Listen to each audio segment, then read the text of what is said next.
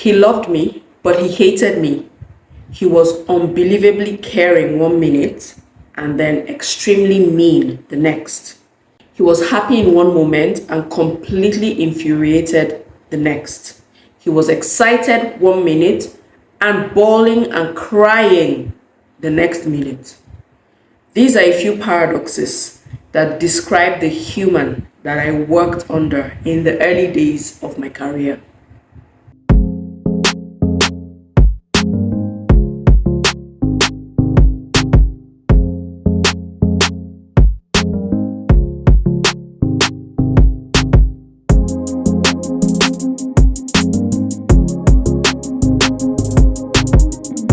Hi guys, welcome back to my YouTube channel. My name is Gupe and I'm an educator based in Abuja, Nigeria. My channel is a place where I share my experiences about being a teacher, share what I know about children, promote something called character education, motherhood, and general self-development tips. You're very welcome to my channel. Today's video is about what I would describe as a difficult time in the early days of my career as a teacher. I'm sharing this story because I took away quite a number of lessons from this experience, and I'm hoping that somebody or a few people will take away some lessons from my story as well. Let me begin by saying that there is almost nothing worse than working in a toxic job. Working in an environment where you feel insecure, unsafe, maybe not physically, but perhaps emotionally, mentally, and on a professional level. Working in a place where you are completely unsure or uncertain about what the next steps should be, or whether you're going to be in trouble for saying something or just being proactive and doing something. No one deserves to work in a place like this. So I was a girl in her early 20s at the time. I had just started out in this teaching thing, and I was still very intrigued about the power of being a teacher. I was learning a lot of things and watching so many things unfold before my very eyes. I was doing my best on the job and just being me while at it. So, this story begins when I found myself working in a school that had a mix of both expatriates and local teachers.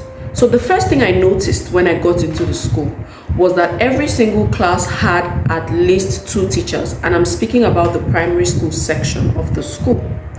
Every single class had 2 teachers. There was a class teacher and then there was a teaching assistant. But I quickly noticed that there was this particular class that had just 1 teacher. And this class had almost as many children as the rest of the classes. And I often wondered, why is there a class that doesn't have an assistant? Is it a case of, short staffing? Were they looking for a staff to fill in that place? Or what could it be? I kept on wondering, but before long, I found out that it was actually the choice of the class teacher of that particular class to work completely alone. I was told that he never wanted to work with anyone. And I found myself wondering, why would it be that somebody has the choice of saying, I don't want to work with anybody, and then the school deems it fit to let him have his way? But, well, then again, what do I know? What did I know? I was just a, very junior teacher. I had just started work. This would be my very first year as a teacher. So I decided to mind my business, just doing what I could do, trying a lot to catch up with the many things that we were being bombarded with at that time. A little while later, we would get a new head of school. And this head of school, I have a completely different story about this head of school. He is somebody who fast became my first mentor in this education journey. By God's grace, one day I will bring him onto this channel and introduce him properly to you guys, because he's someone who played a very, very key role in who I've become today. So he steps into the school as the new head of school.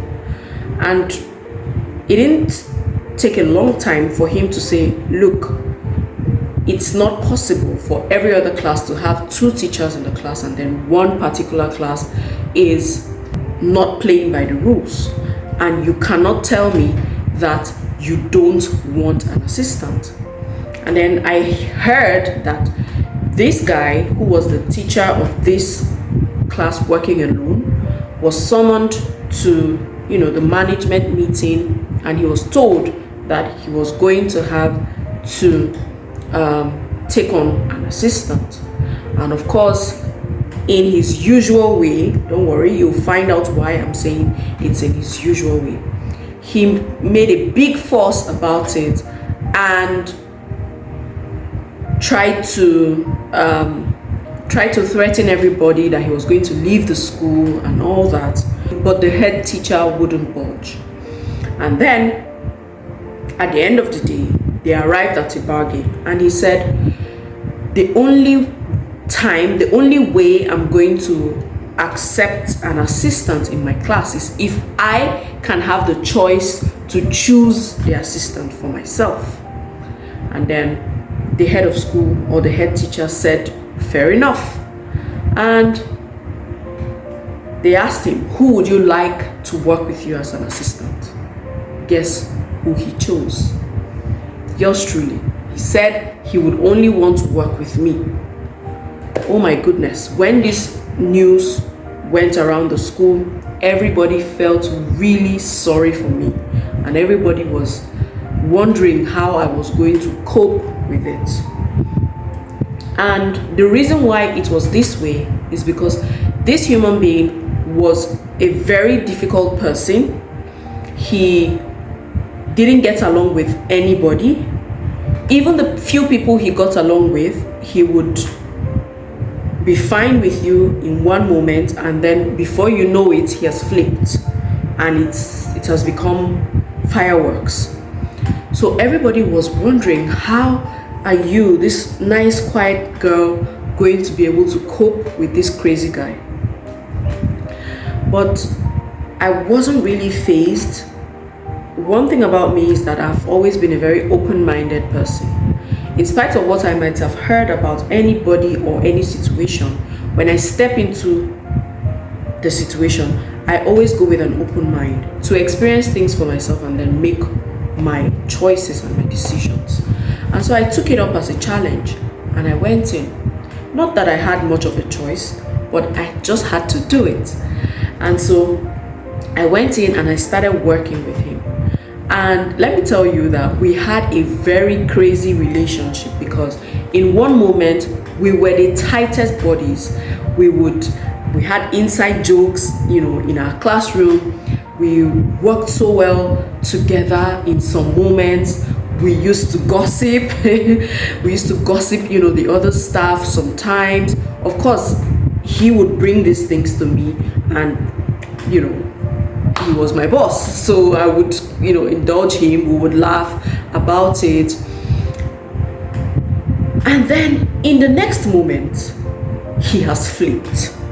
Everything has turned around. It just takes me making one statement, just nothing that should rile anybody up, but he can just pick on that, and then the next thing he's screaming, he's banging his hand on the table, he's lifting things and flipping things over.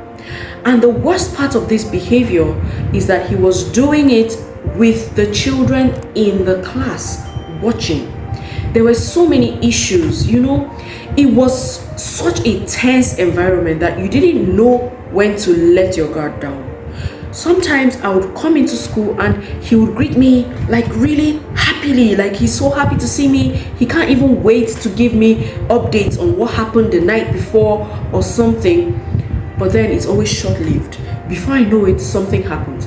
It just takes him maybe going out of the class and coming back in for the entire atmosphere to change. And when it happens, you can cut the tension with a knife. The children feel it, I feel it, I'm under immense pressure, I don't know what to do, the children don't know what to do. It was crazy. And because I was really young and almost naive at the time, I really didn't know how to handle this situation.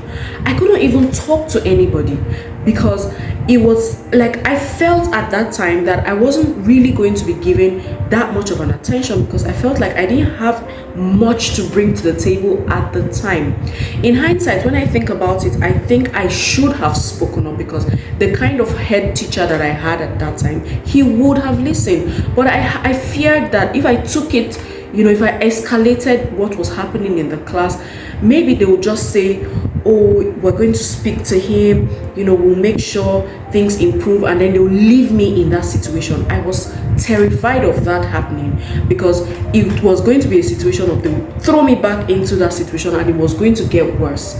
This thing was so bad that I started to have serious anxiety. Each time I was going to school, I didn't know what to expect. I didn't know if today was going to be a great day, in class with him, or if it was going to be one of those terrible days. I used to, cry sometimes. Like 200 meters before I got to school, when I just took the turn that took me right to the school gate, my stomach would start churning. I would start having heart palpitations. By the time I get into school, the first place I would visit would be the loo. It's either I will go and throw up before I'll become settled again, or I'll do a number 2. And I wouldn't have eaten anything that morning. I couldn't eat. I was always tensed up, just because I didn't know what to expect. And it was in that period that I developed an ulcer. So it started to affect me even physically. The only 2 people that knew exactly what was going on with me, that I constantly spoke to about my situation, were my mom and my husband, my husband, who was my boyfriend at the time. So these are the only 2 people who knew exactly what was happening. They were the ones I gave real details to. They were the ones I cried to all the time. And my mom would always tell me, you can't continue in that environment, please leave. But I just kept hanging on. My husband would say, no, just hang on, just escalate the case, take it, tell this person to, but I never listened to anybody. And then I know there was a time I spoke to my sister-in-law, who is also an educator, but of course she had many years of experience, far more than I did. And I spoke to her and I told her, I don't even think I like this teaching thing. I don't think I'm a good fit. I don't think I'm good enough for this job. I just want out. And then she said to me, who has made you feel this way? And I think I gave her a little bit of an insight into what was going on with me. And then she told me, don't ever let anybody make you feel this way. You can't talk yourself out of your greatness. She just spoke to me. But when such things are happening, you tend to do exactly what you have in mind to do. You don't really listen, So I kept taking it in, dealing with the situation every day, showing up. And then one day, he had one of those crazy moments when he went all pink and he was all charged up, and everybody was scared. Nobody knew what to do. And at that point in time, I just said to him, look here, let me tell you something. I can no longer deal with your arrogant, inconsistent, narcissistic, sick attitude. I'm done. I just can't. I can't deal with you anymore. You're crazy and you need a doctor. You need to see somebody. You need to see a shrink. You need somebody who is going to fix you. And this is how I was screaming as I was talking to him. I had had enough. I told him, today is the day. I'm turning in my resignation, and that's on you. You are going to have to live with that guilt for the rest of your life. Thanks to you, I don't have any interest in working as a teacher anymore. I am done. And I stormed out of the classroom, went to the library, wrote my resignation letter, took it to the office, and that was it. I had, an exit interview. Everybody wanted to know what's wrong, what's wrong. I remember clearly my head teacher then asking me, does he have anything to do with this guy you're working with. I said, that was my chance to say all that I had to say, but I didn't. I told him no, it had nothing to do with him. And I think the term came to an end and I walked away. That was it. Like, that period in my life was something else. And then I went home. I didn't have any other job to go back to. I just went home, sat down. I used to do home lessons at the time, so I continued doing that while I was just trying to figure out what next I had to do. But it will shock you, the first thing I did. I said, look, I've been through a lot. I just need to relax. I need to get out of this environment. I just need to breathe in some fresh air. So I went and I got myself a ticket and I checked out of Nigeria. I went to another country and just spent time with my friend and had the time of my life. I'm going to insert some pictures if I can find them, because this was like many years ago. If I do put in some pictures, you will see that I was really young at the time, not married, no kids, you know. So I went and I spent that time just having fun. Then by the time I came back, I was, you know, now in a better place to think and figure out what exactly I wanted to do. But as I was reflecting, you know, and just thinking about what had happened, I realized that even in that situation, I had learned some things, and that's exactly why I'm sharing this story. One of the things I learned was that when you find yourself in such a toxic environment, it might be a relationship, it might be in your workplace, just when you find yourself in a space like that, the last thing you should do is not do anything. Don't just leave it like that.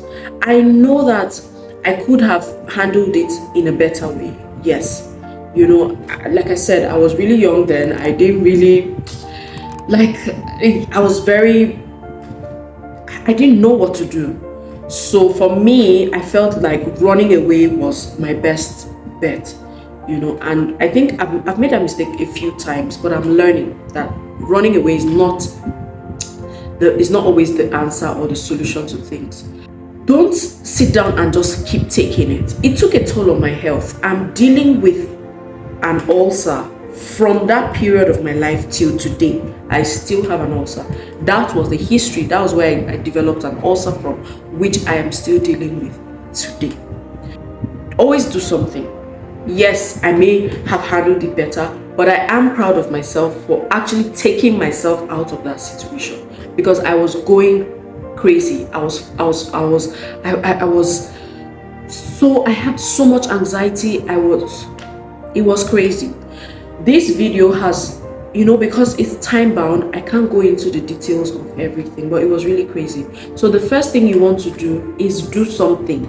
Do something. Tell somebody, speak to somebody, and take active steps to, you know, end the situation. The second thing I learned is that even in that situation, I was learning.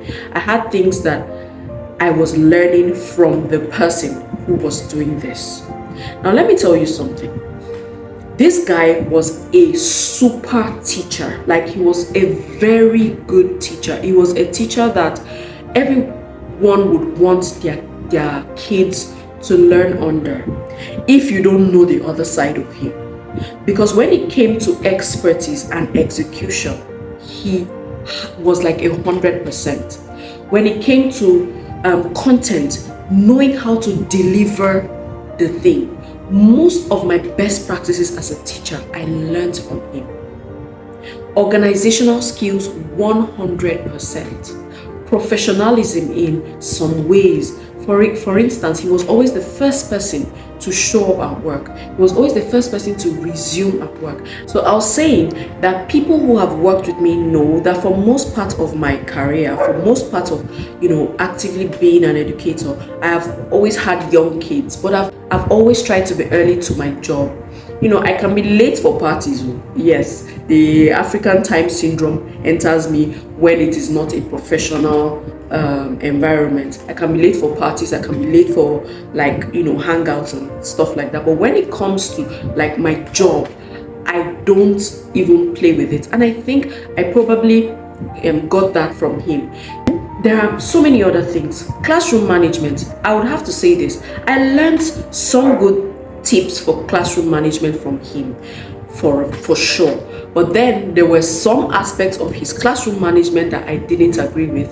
They were scary to the children. He didn't harm them physically, but then some of those things were really emotionally traumatizing for the children, and I didn't agree with it. But there were some that were absolutely fantastic, and I took them on and have used them throughout my years as an educator. So I did learn from him. I journaled. I used to journal then when I was working with him. I used to make notes. Maybe he didn't even know, but I was doing that. In spite of the toxic, environment, I was doing that.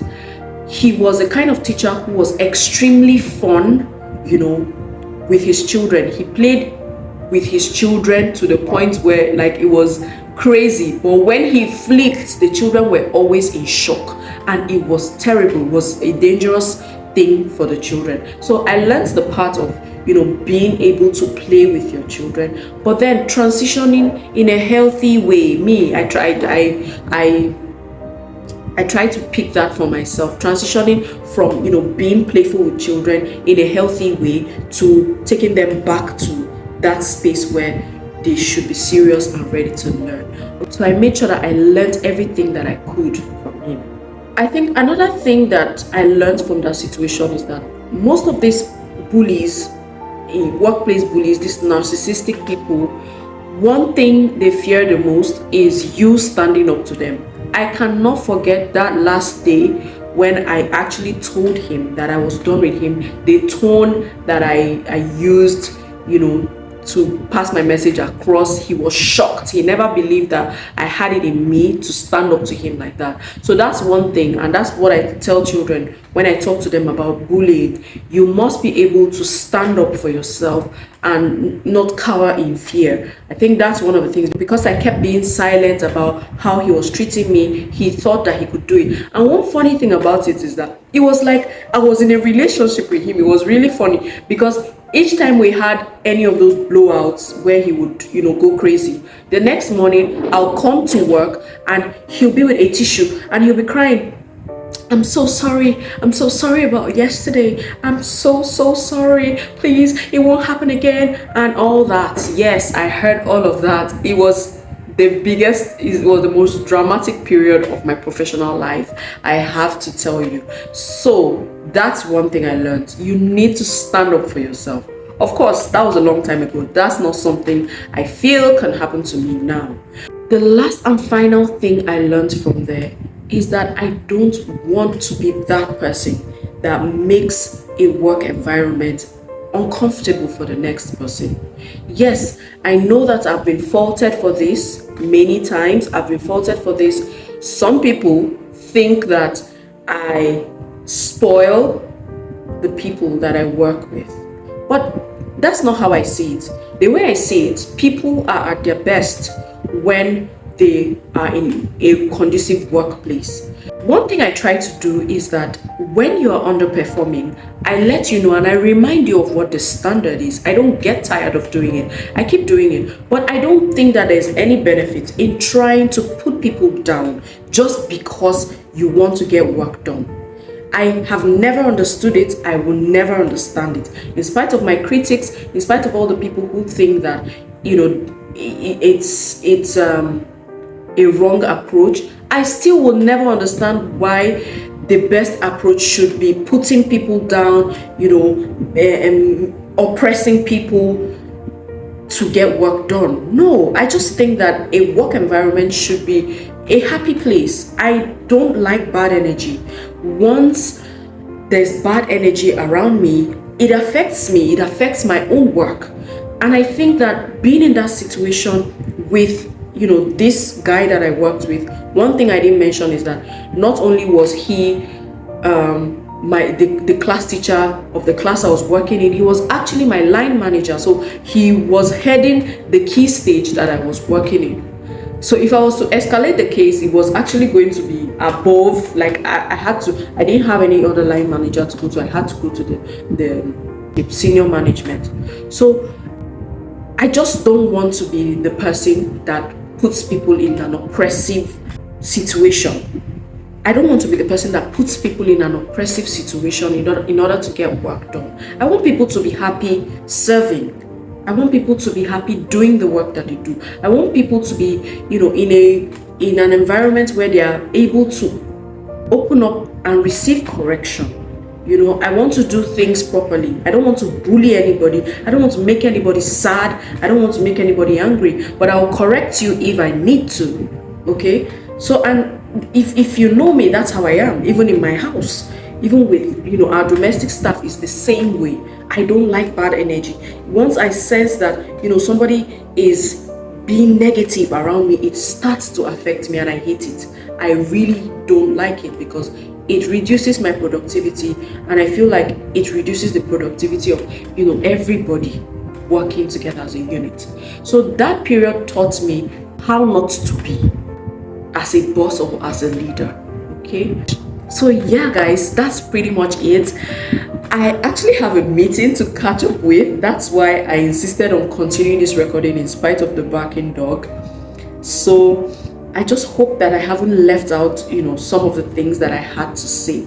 But then this story time is not just for your listening pleasure. See what you can take out of it. And if you are that type of oppressive leader, or you find yourself switching between moods like that, flipping on people in that way, I think you need to get yourself checked. There might be some issues there. You might be having some mental health issues that you need to pay attention to. It doesn't and there's no shame in that, really. So yeah guys, have you found yourself in a situation like this before? Have you had have you been in any toxic relationship, maybe a toxic work relationship? Have you been in a toxic work space, and how have you dealt with it? Have you decided to just remain in that place and take it all in at the detriment of your health? Please do something about it. Do something about it. Take proactive steps to take yourself out of that situation if you cannot change the situation. Okay, share with me in the comments if this resonates with you. Don't forget to hit the like button, guys. Please like this video, subscribe if you haven't subscribed already, hit the notification bell so that you don't miss out on any of my other videos, and I'll see you next time with another one. Bye guys.